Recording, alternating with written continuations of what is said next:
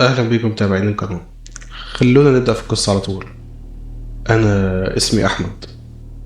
الحمد لله أنا خلصت ثانوية عامة وجبت المجموع اللي دخلني كلية هندسة. لكن اللي حصل إن الكلية كانت في القاهرة وأنا من الصعيد. أول حاجة جت في بالي إن أنا أقعد في بيت الطلبة، بس مش عارف، أنا ما حبيتش حاجة زي كده، ما حبيتش إن يكون يعني على اختلاط مع ناس تانية. سميني انطوائي، سميني زي ما تسميني، بس أنا ما عجبتنيش الفكرة. قلت ان انا اخد شقة ابقى اقعد فيها لوحدي، بس بصراحة الاسعار كانت غالية اوي. لغاية ما في يوم من الايام وانا بدور على شقة جات لي مكالمة من صاحبي مروان، واللي قال لي ان هو عارف ان انا كمان دخلت كلية هندسة زيه، وان هو على فكرة من نفس سني، هو بيدور هو كمان على شقة علشان برضه مش حابب فكرة ان هو يقعد في سكن. فانا فرحت جدا، قلت له خلاص، ندور على شقة ونقسم تمنها على بعض. قال لي تمام، انا هبدأ ادور وانت كمان دور معايا. مفيش يومين ولقيته بيكلمني بيقول لي انا لقيت شقة لقطة سعرها خرافي، تقريبا بربع سعر بيت الشقق ومتشطبة اخر تشطيب. الشقة دي تقريبا يمكن احسن بكتير من الشقق اللي احنا حتى عايشين فيه. انا فرحت جدا، وتاني يوم على طول رحت معاه واتفرجنا على الشقة، وفعلا الشقة تهبل. ودفعنا عربون اول 6 شهور. بصراحة مضحكش عليكم، من العمارة نفسها بس هي اللي كانت قديمة شوية. السلم كان ضيق ودايما ريحته مش كويسة كده، أكن محدش مهتم بالعمارة دي. بس عادي، ده ما يفرقش معايا في حاجة. البواب نفسه أول ما لقاني بتفرج على الشقة وإن أنا معجب بيها جدا قال لي هو أنت هتسكن فيها لوحدك؟ قلت له لأ، ليه يعني؟ قال لي مش أنت تتفرج على الشقة اللي في الدور الخامس؟ قلت له آه. بس أنا مش لوحدي، أنا معايا واحد صاحبي اسمه مروان. قال لي لا ماشي، براحتك، انا ما اقصدش حاجه يعني. قعدنا في البيت، رتبنا حاجتنا. بقالنا بتاع اسبوع ما فيش اي مشكله. لكن من بعد اول اسبوع للاسف بدات المشاكل، واللي كان يوم اسود يوم ما خدت الشقه دي. اللي حصل ان الدراسه بدات، واول يوم خالص وانا راجع من الكليه باجي افتح باب الشقه، دخلت قسما بالله مع اول خطوه حسيت ان المكان تقيل قوي، اكن مفيش هوا في المكان ده. قمت داخل بسرعة مفتح شبابيك الأوض كلها، وسبت باب الشقة مفتوح وأنا مش فاهم الخنقة دي جت منين. في الأول أنا ما شكتش في أي حاجة الصراحة، أنا مثلا خفت لا يكون في ماس كهربائي مثلا هو اللي عامل زي حريقة، أو كان في حريقة في شقة قريبة من شقتنا. قعدت أسأل البواب، سألت جيران العمارة، لكن كلهم بيقولوا إنه لأ مفيش أي حاجة. وفعلا الكهرباء سليمة وكل حاجة شغالة في الشقة. بصراحة بدأت أقلق شوية. بدأت أخاف أكتر بالليل لما بدأت أسمع صوت خطوات ماشية على الأرض في الطرقة بتاعة الشقة، ومروان كان نايم وأنا كمان كنت يعتبر نايم. الصوت صحاني تقريبا. الصوت ما طولش كتير، يعني قعد دقيقة بالظبط وراح، فأنا تجاهلت الموضوع الصراحة. لكن اللي حصل إن تاني يوم حصل نفس الموضوع، وأنا خدت بالي إن اللي بيحصل ده حصل الساعة 3 الفجر، وامبارح كمان حصل الساعة 3 الفجر برضه. وفي مرة صحيت من النوم لقيت الصوت جاي من جوه الأوضة نفسها، فتحت النور بسرعة الصوت وقف تماما.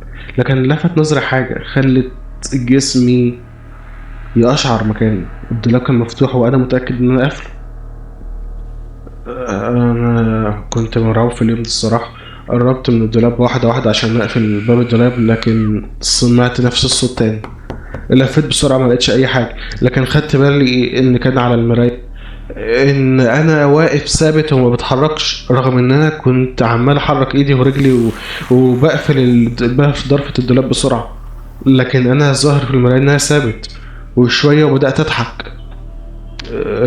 رجعت خطوة لورا وانا برجع اتكعبلت في السرير ووقعت، واتخبطت خبطة جامدة، ومروان صحي وجه يشوف ايه اللي حصل. فانا قلت له انا بقالي كذا يوم بسمع حاجه غريبه الساعه 3، زي صوت حد بيتمشى في الطرقه عندنا بره. والنهارده انا شفت حاجه غريبه في المرايه قوي. انا شفتني في المرايه وانا ثابت. قال لي اه. شفت نفسك في المرايه؟ انت كنت مستني تشوف حد تاني ولا ايه؟ فانا قلت له يا عم بلاش استظراف، بقول لك شفت نفسي ثابت وانا بتحرك، وفي الاخر كمان حسيت ان انا بضحك وده اللي قلقني وخلاني ارجع لورا وقعت. بقول لك يا احمد، ما تحاولش تقلق نفسك بحاجه وهم مش موجوده. انت بيحصل لك الحاجات دي بس عشان يعني نايم في سرير غير سريرك، الشقه ما انتش متعود عليها، يومين هتتعود. قلت له اه يومين هتعود فعلا. طيب ماشي ماشي، امشي بقى يا مروان، انا بقيت كويس دلوقتي شكرا. انا بصراحة حسيت انه غلط ان انا اعرف اهلي. يعني انا لاول مرة بسافر، ومسافر لمسافة طويلة قوي، وهقعد شهور بعيد عنهم، فهم اصلا قلقانين عليا، فانا ما عرفتهمش. لكن اللي حصل في تاني يوم ان انا سمعت نفس الصوت الساعة 3 الفجر، صوت حد ماشي في الطرقة بره. اللي حصل ايه؟ ان انا طلعت اجري بسرعه على الطرقه عشان اشوف بقى في ايه، اشوف القلق اللي انا فيه ده اخرته ايه، والصوت اللي انا سامعه ده بسبب ايه.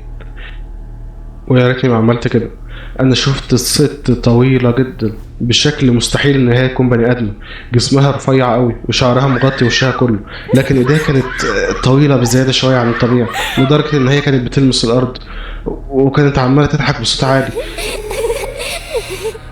انا بدات انده على مروان، مروان، مروان، لكن انا حسيت ان انا بكلم نفسي او ان هو مش سامعني. انا خدت بالي برضه انه ما كانش ليها عينين، مكان عينيها كان مجرد سواد، وبقها مفتوح بشكل غريب قوي. انا لقيتها بطلت ضحك وبدات تتكلم، قالت بتعملوا ايه في بيتي؟ انا ما عرفتش انطق، ما عرفتش اتكلم، رغم ان انا كنت عايز اقول لها ان انا مأجر الشقه دي وان انا ما عملتش حاجه غلط. بس انا صوتي ما طلعش وما عرفتش ان انا اتكلم. فجأة كل حاجه اختفت، وانا صحيت من النوم. يعني ايه؟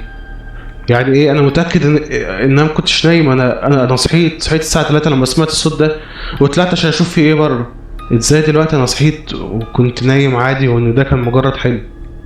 لا لا، ده ما كانش حلم، انا متاكد. افتكرت حاجه، بواب العماره كان طريقة كلامه غريبة جدا، وكان بيحاول ان هو يحذرني من الشقة دي. قلت انا لازم اتكلم معاه، وفعلا تاني يوم ورحت اتكلمت معاه. في الاول ما كانش راضي يقول لي اي حاجه، لكن بعد ما حس ان انا بدات اصعب عليه بدا انه يتكلم فعلا. قال لي بص يا ابني، هي بصراحه الشقه دي فيها حاجات غريبه فعلا. يعني مثلا من كام شهر جه شاب كده اكبر منك بسنتين تلاتة، كان لسه متجوز، وكان بينقل هو ومراته لشقه تانية، واختار الشقه دي، وفعلا بدأوا ينقلوا العفش، بس لسه ما قعدوش في البيت. لكن اتفاجئنا تاني يوم انه الجزء من العفش اللي هو نقله ده مرمي في الشارع. واتصل بالحكومة وجات ان هم يحققوا علشان يشوف مين اللي عمل كده في العفش بتاعه. لكن انا كنت متأكد ان محدش جه ناحية بيته اصلا. الشقة كانت مقفولة بالمفتاح، وانا اصلا نومي ملخبط وكنت بصحى بالليل، مفيش حد جه ناحية الشقة بتاعته. تفتكر ده اللي حصل؟ بس لا، بعدها بشهر واحد الشقة اتأجرت تاني، ومع أول واحد أجرها كان راجل لسه ماسك شغل في شركة هنا جديدة وعايش لوحده. مع تاني يوم بالظبط بيقول إن هو دخل عشان يستحمى، واتفاجئ بصوت صويت عالي جدا جاي من الطرقة بتاعت الشقة. في الأول هو كان فاكر إن الصوت الصويت ده ما كانش جاي من الشقة بتاعته، هو كان مفكر إنه جاي من الشقة اللي حوالينا، أو إن في حد حصل له مصيبة. لبس هدومه بسرعة وطلع علشان يشوف في إيه، لكن هو اتفاجئ إنه لا، اتفاجئ إنه بقية الدور أصلا ما كانش في حد ساكن فيه. الدور عبارة عن 3 شقق، والشقتين الباقيين كانوا فاضيين، وبقية العمارة محدش زعق أو صوت أو حصل له أي حاجة. ومن يومها هو قرر إنه هيسيب الشقة. تفتكر الموضوع خلصت على كده؟ لا، قبل ما انت تيجي باسبوع واحد، واحدة ساكنة في العمارة اللي قصادنا بتقول ان كل يوم بنتها تطلع تقف في البلكونة وتقعد تشاور لحد. فالام ما اهتمتش بالموضوع، بنتها كانت صغيرة قوي يعني، لغاية ما الام سألتها في يوم انت بتشاور لمين يا حبيبتي او بتعمل كده؟ قالت لها في يا ماما ست عجوزة كبيرة شعرها طويل بتشاور لي كل مرة عشان عايزيناكي والعب معاها. فالست لما حست ان الموضوع ده بيزيد عن حده، يعني مش معقول صدفة ان كل مرة بنتها تطلع تقف في البلكونة تشوف نفس الست، يعني الست دي ايه ما بتدخلش جوه بيتها ليه؟ ليه على طول واقفة في البلكونة؟ فنزلت هي وبنتها وجم لغاية هنا علشان يتكلموا معايا ويقولوا لي ان مين الست اللي ساكنة في الدور الخامس. فانا ردي طبعا انت عارفه انه ما كانش في حد ساكن في الدور الخامس، وان هم بقى مش مصدقيني لدرجة ان هم طلعوا لغاية الدور الخامس وقعدوا يخبطوا على الشقة ومحدش فتح. بس انا سألت البنت الصغيرة لو ينفع توصف لي شكل الست اللي هي بتشوفها في البلكونة كل يوم دي، وطلعت هي الست حسنى. فانا قلت له مين الست حسنى دي؟ اللي حصل يا ابني الست حسنى دي كانت عايشة في الشقة اللي فيها المشاكل دي من كذا سنة. حصل ان هي اتخانقت مع جوزها وسافرت تقعد عند اهلها شوية، لكن عرفت من سكان العمارة من جيرانها ان الشقة بيحصل فيها حاجات غريبة بالليل. لقيت حد من الجيران بيقول لها بعد اذنكم دي قلة ذوق، وطوا صوت الاغاني شوية احنا مش عارفين ننام. فهي قالت لهم لا انا سايبه البيت بقالي كذا يوم وجوزي مش من النوع اللي هو بيحب يسمع اغاني يعني. حكت لاهلها واللي قالوا لها ان هو ممكن يكون معاه واحده تانية. فعلا سافرت من بيت اهلها لغايه بيتها وقعدت تخبط على الباب لغايه ما فتح لها. جريت هي في الشقه وخدت بالها ان هو معاه واحده تانية فعلا. حصلت خناقة كبيرة أوي ما بينهم وما بين الست التانية اللي هو بيخونها معاه، واللي حصل في الآخر إن هي وقعت على دماغها وأغمى عليها. جري هو بسرعة عليها وقعد يسندها على السلم ووداها لغاية المستشفى، لكن هي قعدت بتاع 3 أو 4 أيام في المستشفى وبعد كده ماتت.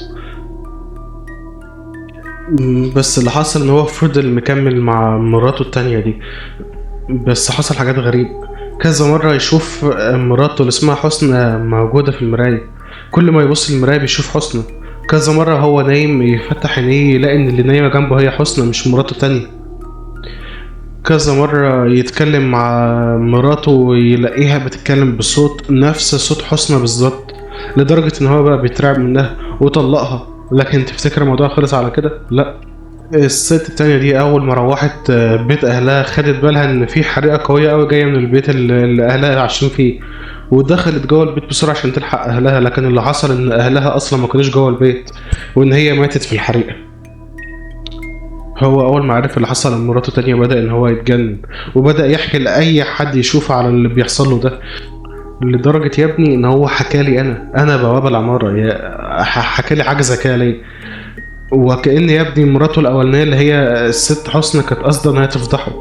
وبعد ما حكى للناس كلها تقريبا، العمارة كلها صحيت في يوم على حاجة تتهبد جامد في الشارع. كلنا طلعنا نبص فيه ايه، لقيناه هو رامي نفسه من الدور الخامس، وطبعا سايح بدمه وميت. انا اللي كان على لساني ان انا بدأت ازعق البواب ده، انت جاي تقول لي دلوقتي؟ انت لما شفتني كذا مرة وانا واقف في الشقة دي وبتفرج عليها ليه ما قلتليش؟ ازاي كل المصايب دي حصلت وصاحب الشقة اصلا لسه بيأجرها لغاية دلوقتي؟ وهو اصلا مين صاحب الشقة؟ قال لي صاحب الشقة يبقى اخو الراجل اللي رمى نفسه من الدور الخامس، هو ده اللي ورث الشقة. واقول لك على حاجة، هو بيضحك عليك، هو مش طيب ومش محترم ومش غلبان ولا اي حاجة. لو اتصلت بيه دلوقتي عشان تكلمه في موضوع الفلوس مش هيرد عليك اصلا. طلعت عشان اقول لمروان على اللي سمعته واحكي له على الخيبة اللي احنا فيها، وان احنا ضيعنا فلوس اهلنا، وفي حد اصلا يدفع في شقة 6 شهور من غير ما يعرف كل اللي فيها ده. تفتكروا بقى مروان يقول لي ايه؟ يا عم حيلك حيلك، مفيش طبعا كل اللي انت بتحكيه ده اللي انت عمال تقوله ده فيلم هندي، تلاقي البواب جايب مشتري كويس للشقة ولا حاجة. قلت له تمام براحتك، انا هاخد هدومي وامشي دلوقتي وبشوف اي شقة تانية بعدين، ولو على الفلوس اللي انا دفعتها انا مش عايز. قال لي يا سلام حلوة اوي يا عم، تبقى ريحتني والله، اتفضل. انا فعلا مشيت، وبعد ما وصلت الموقف وركبت وانا على الطريق بعدها بساعة كده لقيت مكالمة جاية من مروان. قلت هو عشان نتكلم معايا بطريقة وحشة فجاي دلوقتي يقول لي اي كلمتين حلوين يعني. رديت عليه لكن كانت الصدمة، سمعت عمال يصرخ بصوت عالي قوي، وعمال يستنجد بيا ويقول لي ان انا كنت صح، وان هو شايف الست شعرها طويل قوي في الطرقة وبتهدده ان هي هتقتله، وهو خايف يطلع من الأوضة. انا قلت له ما تطلعش من الاوضه فعلا، وحاول تقول ان انت هتسيب الشقه فعلا، هي بتهددنا عشان مش عايزه حد يقعد في بيتها. اسمع الكلام بس واعمل اللي انا بقول لك عليه، ما تخرجش من الاوضه، وقول بصوت عالي ان انت هتسيب الشقه فعلا، وفعلا تسيبها بكره. قال لي حاضر. وتاني يوم عرفت من مروان ان هو ساب الشقه فعلا. والحمد لله الحمد لله القصه خلصت على كده. انا بكتب لكم القصه دي علشان احذركم. حاول الأول إن أنت تسأل عن الشقة اللي أنت تسكن فيها، واوعى تقرب من شقة الست حسني. شكرا متابعين القناة، يا رب تكون القصة عجبتكم.